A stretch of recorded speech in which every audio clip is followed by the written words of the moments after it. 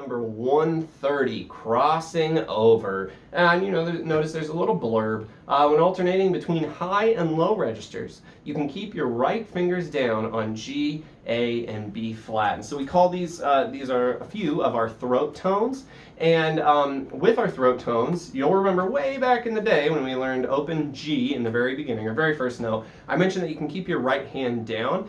And another reason why that's helpful is because whenever you have to move between a throat tone and a note above the brakes, so let's say between long C and throat tone A, that's a lot of fingers to change. And we can make our lives easier by just leaving our right hand down for those notes, because that cuts in half the amount of fingers that you have to move. So I'll demonstrate. If I want to go from A to C, I'm going to keep my right hand down.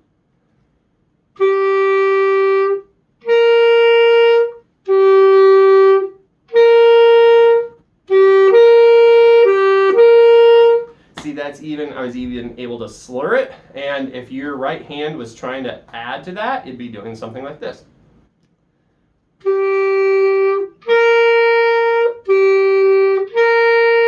It doesn't seem like it would help that much, but if you have to go really fast, and then that's a technique that's going to help you a lot. So number 30, looking at the book highlights the areas where we can keep 4 fingers down in our right hand. Of course, our right hand is going to be fingering that long C. And then when we play some other notes in the last 4 measures, we actually have to lift that pinky up.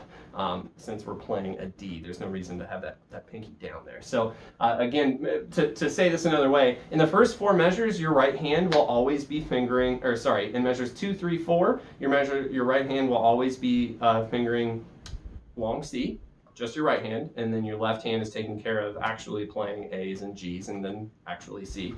And then in measures 5 and 6, your right hand is going to be fingering D.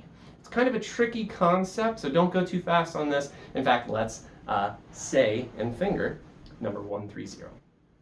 1, 2, ready, say and finger. C, D, C, A, C, A, right hand down, G, 2, 3.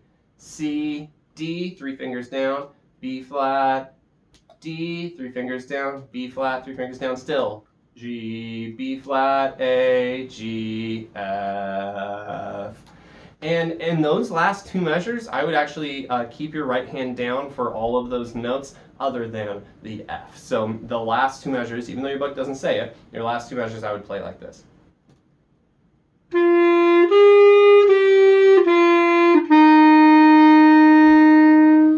Okay, let's go ahead and try and play number 130. 1, 2, ready?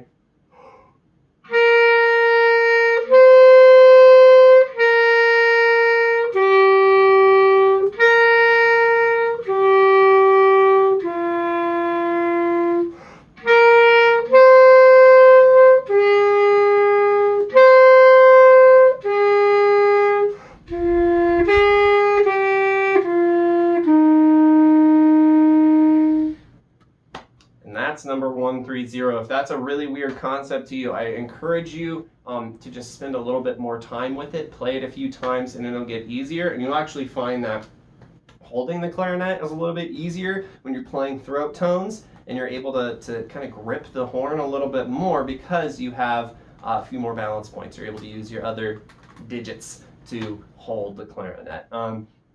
Yeah. Work on this one. Get this one down. Take care.